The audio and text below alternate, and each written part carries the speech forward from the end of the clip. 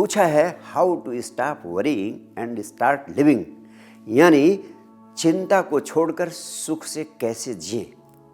वास्तव में मनुष्य का जीवन बहुत जटिल है, इसमें चिंताओं का होना बिल्कुल स्वाभाविक है।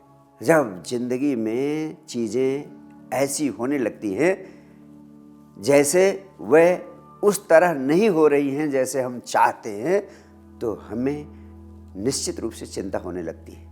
लेकिन अधिकांश लोगों को चिंतित रहने की आदत पड़ जाती है।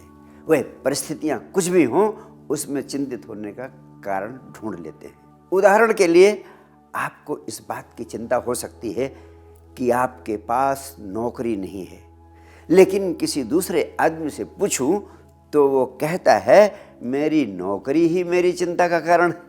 आपका मित्र कह सकता है कि मेरे पास बच्चे नहीं हैं, यही मेरी चिंता का कारण है। दूसरा व्यक्ति कहता है मेरी चिंता का एक ही कारण है, मेरे बच्चे। इस प्रकार हम देखते हैं कि मनुष्य की जिंदगी की चिंताओं के पीछे कोई तर्क संगत कारण नहीं होते हैं। एक आदमी की महत्वाकांक्षा दूसरे आदमी के लिए चिंता का कारण बन जाती है, जिसकी की आकांक्षा पूरी हो चुकी है। जिस चीज से जिस लक्ष्य को पाकर पूरी हुई है, वही उसके लिए चिंता का कारण बन जाता है। एक व्यक्ति एक दिन शराब खाने में पहुंचता है और वहां उदास, निराश, मरा मराया, मुरझाया, चिंता से ग्रस्त बैठा हुआ है। उस शराब खाने का वेटर उससे पूछता है आप इतना चिंतित क्यों हैं, इतना उदास क्यों हैं? उसने उस वेटर से कहा मेरी अपनी पत्नी से लड़ाई हो गई, उस लड़ाई के कारण मैं चिंतित हूँ। मेरी पत्नी ने कहा कि मैं तुमसे 1 महीने तक बात ही नहीं करूँगी, यही मेरी चिंता का कारण। उस वेटर ने उसे सांत्वना देते हुए कहा इसमें दुख मनाने की कोई बात नहीं है, 1 महीने का समय कोई बहुत लंबा समय नहीं है। इस पर उस व्यक्ति ने कहा यही तो मेरी चिंता का कारण है कि वह 1 महीना आज ही समाप्त हो रहा है। हमारे निरंतर चिंतापूर्ण होने का एक महत्वपूर्ण कारण है कि बचपन से ही हमें चिंतित रहने की आदत डाल दी जाती है। हमारी कंडीशनिंग ऐसी कर दी जाती है, हमें इस तरह संस्कारित कर दिया जाता है कि जब बच्चा दुखी होता है तो सारा घर उसकी ओर ध्यान देने लगता है। बच्चे को धीरे धीरे पता लगता है कि दुखी होना ध्यान को आकर्षित करने का एक शक्तिशाली माध्यम है। इसी प्रकार हमारी आदत पड़ती जाती है चिंतित रहने की, नकारात्मक होने की, उदास रहने की, निराश रहने की। और जब यह आदत धीरे धीरे गंभीर होती चली जाती है, तब यह छोड़ने की कोशिश करने पर भी छूटती नहीं है। हमारी आदत ऐसी पड़ जाती है कि हमारा मन नकारात्मक परिस्थितियों को रजिस्टर करने लगता है, उन्हें रिकॉर्ड करने लगता है, और सकारात्मक या सुखदायी परिस्थितियों को रिकॉर्ड नहीं करता है। उदाहरण के लिए हमें सुख की घटनाएं बहुत मुश्किल से याद आती हैं या याद आती ही नहीं है। अगर सुखद जीवन रहता है तो उसमें भी वही क्षण याद आता है जब हमारा सुख तिरोहित होता है, जब हमारा सुख एकाएक खत्म हो जाता है। यहाँ तक कि जब हम सुख में होते हैं तब भी यही निरंतर सोचते रहते हैं कि हमारा सुख कहीं चला न जाए। अतः सुख के चले जाने का भय हमें उस समय भी पकड़े रहता है जब हम सुख में जी रहे होते हैं। इसके परिणाम स्वरूप हम सुख में भी चिंता ही करते रहते हैं। एक छोटा सा उदाहरण, एक दिन टीचर क्लास में एक बच्चे से पूछती है तो इतना चिंतित क्यों दिखाई पड़ रहा है? उस लड़के ने कहा इसका कारण मेरे पेरेंट्स हैं। टीचर ने कहा पेरेंट्स ने क्या कर दिया? उसने कहा मेरे पेरेंट्स वैसे तो बहुत अच्छे हैं, मुझे बहुत प्यार करते हैं, मेरे लिए हमेशा मेरा मनपसंद भोजन उपलब्ध कराते हैं। यही नहीं, मुझे जिन जिन चीज़ों की ज़रूरत होती है वह सारी चीज़ें वे मेरे लिए खरीद लाते हैं। और यही नहीं, सुबह से लेकर रात तक 24 घंटे मेरी बहुत अच्छी देखभाल करते हैं। उस टीचर ने कहा फिर समस्या क्या है, इसमें चिंता की क्या बात है? उस बच्चे ने कहा यही तो सबसे बड़ी चिंता है, मुझे डर लगा रहता है कहीं मेरे पेरेंट्स मुझे छोड़कर चले ना जाएं। अगर वे मुझे छोड़कर चले गए तो मेरा क्या होगा।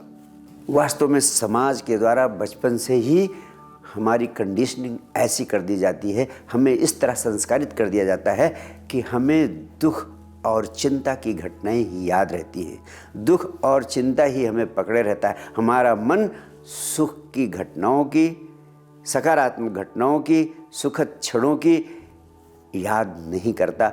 वह नकारात्मक और दुख से भरे हुए क्षणों की याद करने का आदी हो जाता है। अब प्रश्न उठता है कि चिंता को कैसे छोड़ा जाए। वास्तव में मेरा मानना है कि चिंता को छोड़ा नहीं जा सकता है, और जो भी चिंता को छोड़ने की बात करते हैं वह मनुष्य के मन के विज्ञान को नहीं जानते हैं, वह मनुष्य की चेतना के विज्ञान को नहीं समझते हैं। आप चिंता को छोड़ने का कितना भी प्रयास करें, चिंताएं छूटती नहीं। हाँ, एक रास्ता ज़रूर है जिससे चिंताएं स्वतः विसर्जित हो जाती हैं। एक रास्ता है जिससे चिंताएं स्वतः गायब हो जाती हैं, और वो रास्ता है साक्षी भाव में जीना। साक्षी भाव में जीने का अर्थ है चीज़ें जैसी हैं उनको वैसा ही देख लेने की कला सीख लेना, यानी ऑब्जर्वेशन विदाउट जजमेंट।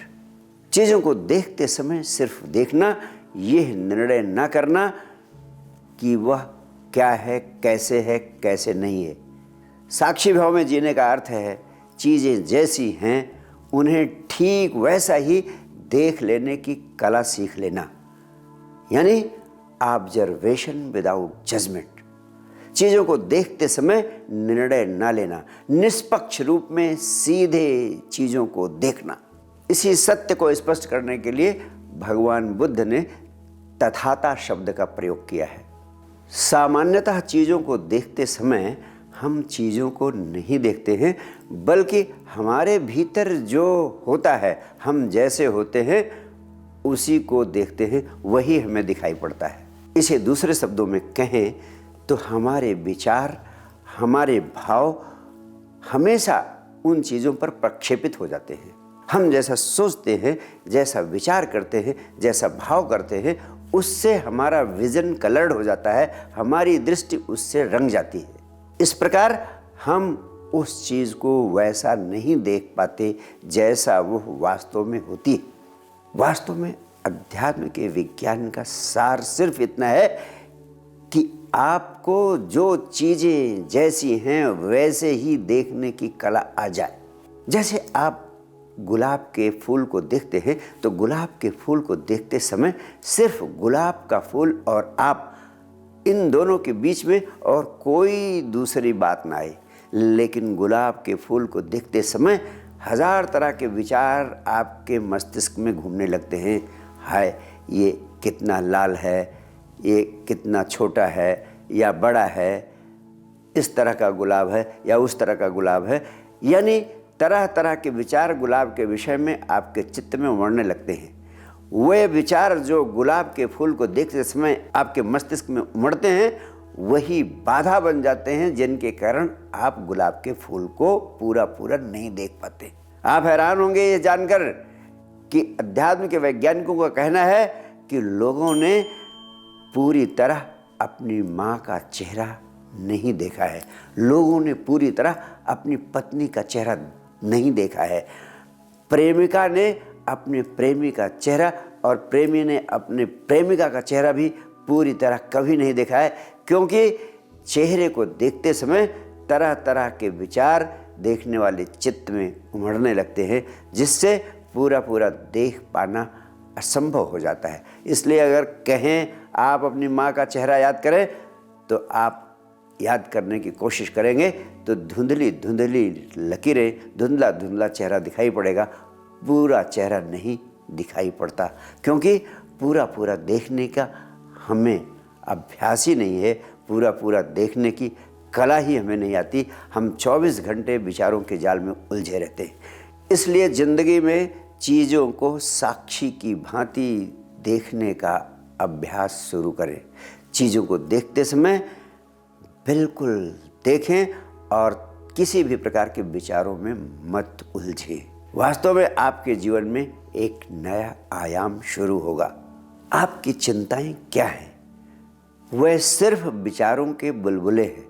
यदि आप अपने विचारों को साक्षी की भांति देखने में समर्थ हो जाते हैं तो एक बड़ी महत्वपूर्ण घटना घटती है। जब आप विचारों को सीधा सीधा देखने लगते हैं तो विचार गायब होने लगते हैं। वास्तव में जिस भी चीज़ को आप होशपूर्वक देखने लगते हैं, सजगता के साथ देखने लगते हैं, वह चीज़ गायब होने लगती है। चाहे वो शारीरिक पीड़ा हो, चाहे वो मानसिक पीड़ा हो, या किसी प्रकार की चिंता हो। और ये सारी चिंताएं विचारों के रूप में ही आती हैं। अतः जब आप साक्षी भाव से अपने विचारों को देखने की कला सीख लेते हैं तो आपके भीतर इतनी क्षमता पैदा हो जाती है कि अनावश्यक विचार आने ही बंद हो जाते हैं। विचारों का ट्रैफिक खत्म होने लगता है।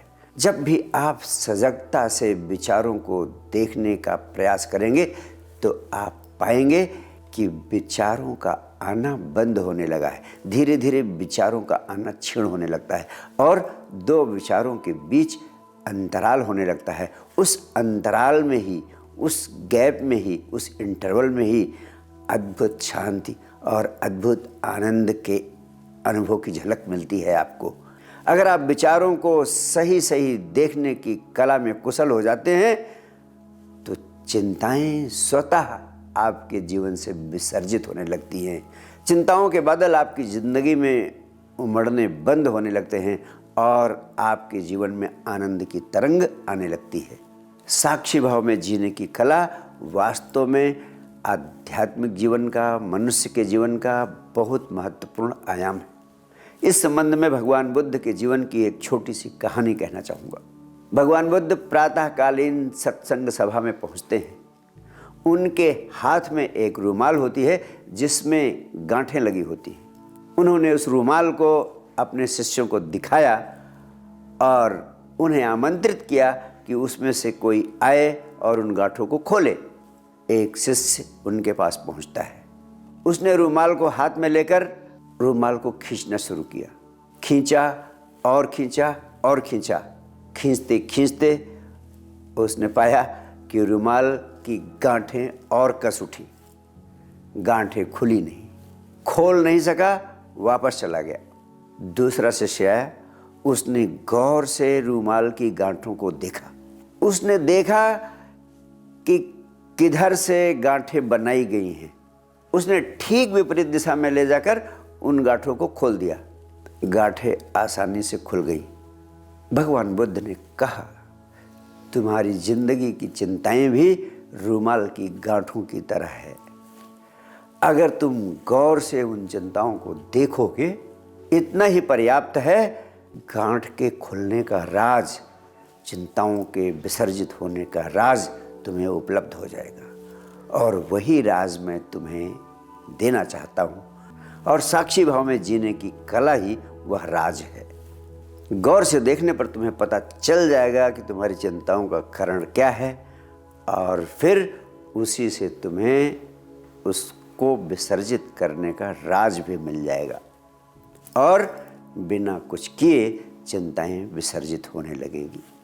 वास्तव में चिंताएं आपके जीवन का हिस्सा नहीं, वे तो सिर्फ आपके मस्तिष्क का हिस्सा हैं और आपके मस्तिष्क की कल्पना शक्ति का परिणाम है। वह सिर्फ कल्पनाएं हैं और ये कल्पनाएं नितांत झूठी हैं। ये कल्पनाएं यथार्थ में सच नहीं हैं। अतः सिर्फ होशपूर्वक सजगता से देखने मात्र से इनका विसर्जन होने लगता है। दूसरे, साक्षी भाव में जीने का एक अर्थ ये भी है कि इस अस्तित्व में सब कुछ स्वतः हो रहा है। आपकी हैसियत सिर्फ देखने वाले की है, करने वाले की नहीं। जो स्वतः हो रहा है उसे ऐसा मान लेना कि आपके करने से हो रहा है, यही सबसे बड़ी अविद्या है, यही सबसे बड़ा अज्ञान है और यही जिंदगी के समस्त दुखों का कारण है। इसलिए जिन्होंने जाना उन्होंने कहा, कर्ता भाव में जीना ही अधर्म है, कर्ता भाव में जीना ही पाप है, और जो करते हुए अकर्ता के भाव से भर जाता है, यानी जो इस सत्य को जान लेता है कि यह अस्तित्व सब कुछ स्वतः कर रहा है, वह ही प्रज्ञा पुरुष है और उसके जीवन से दुख स्वतः विसर्जित होने लगते हैं। जिस व्यक्ति के जीवन से कर्तापन का भाव विसर्जित हो जाता है, जो समझ लेता है कि उसके करने से कुछ नहीं हो रहा है, वह तो माध्यम मात्र है, तो जो करने वाला है वही जाने, फिर उस व्यक्ति के जीवन से चिंताएं, उदासी, निराशा, तनाव स्वतः विसर्जित होने लगते हैं। वास्तव में इस सत्य को सीधे सीधे आत्मसात कर पाना कठिन है कि सब कुछ स्वतः हो रहा है, लेकिन जिंदगी के महत्वपूर्ण घटनाओं को गौर से देखें तो आप पाएंगे कि वास्तव में वह घटनाएं स्वतः हो रही हैं। सिर्फ अस्तित्व या परमात्मा जो भी कहें उसके माध्यम से हो रही हैं, उसमें आपकी कोई भूमिका नहीं है। जैसे आपको जन्म मिला है, जन्म लेने में आपकी कोई भूमिका नहीं रही, क्योंकि आपने स्वयं अपने जन्म को चुना नहीं, आपको जन्म दे दिया गया। एक अमुक परिवार में, एक अमुक माँ बाप की गोद में आपको डाल दिया गया। इस प्रकार जन्म में आपका कोई जोर नहीं। इसी प्रकार दूसरा महत्वपूर्ण आयाम तुम्हारे जीवन का है मृत्यु। मृत्यु में भी आपकी कोई भूमिका नहीं। मरते समय आपसे मरने का वक्त नहीं पूछा जाता है। इस प्रकार जन्म और मृत्यु के बीच जो जीवन है, उस जीवन में भी आपकी कोई भूमिका नहीं, क्योंकि वो जीवन श्वासों पर आधारित है और श्वासें आपके अधिकार में नहीं। श्वास लेने में आपकी भूमिका नहीं। अगर मैं आपसे पूछूं क्या श्वास के लेने वाले आप हैं, तो आप गौर से देखेंगे तो पाएंगे कि वास्तव में यह अस्तित्व ही आपके लिए श्वास ले रहा है। वरना रात में जब आप सो रहे होते हैं, उस समय आपके लिए श्वास कौन ले रहा होता है? यह अस्तित्व ही आपके लिए श्वास ले रहा होता है, वरना आप होते ही नहीं। इसलिए जिंदगी के तीनों महत्वपूर्ण आयाम, जन्म, मृत्यु और जीवन, तीनों में आपकी कोई भूमिका नहीं। इस प्रकार जिंदगी के और भी महत्वपूर्ण कार्य, जैसे आपके शरीर में 24 घंटे रक्त का संचार हो रहा है, इसमें आपकी कोई भूमिका नहीं। अगर रक्त का संचार बंद हो जाए तो आपका जीवन समाप्त हो जाएगा।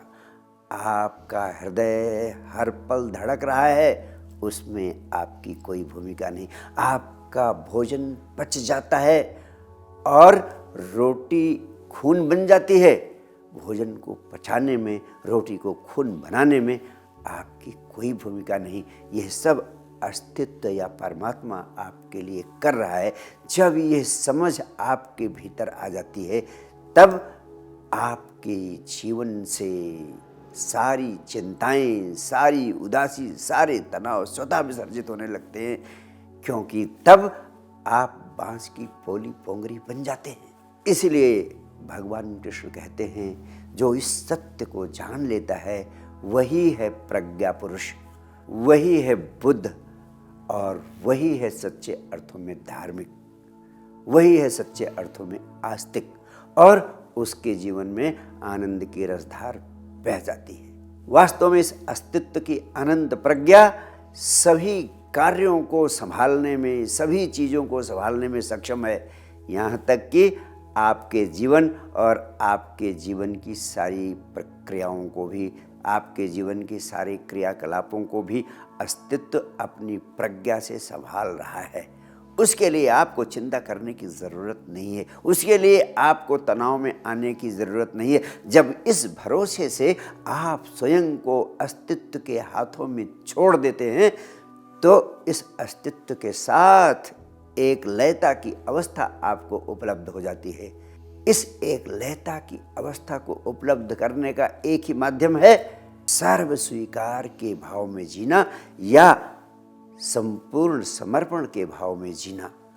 और जब आप सर्व स्वीकार के भाव में या संपूर्ण समर्पण के भाव में जीने लगते हैं तो अस्तित्व की ऊर्जा के साथ एक लयता की अवस्था आपको उपलब्ध हो जाती है और आपके जीवन में परम आनंद की रसधार पैदा हो जाती है।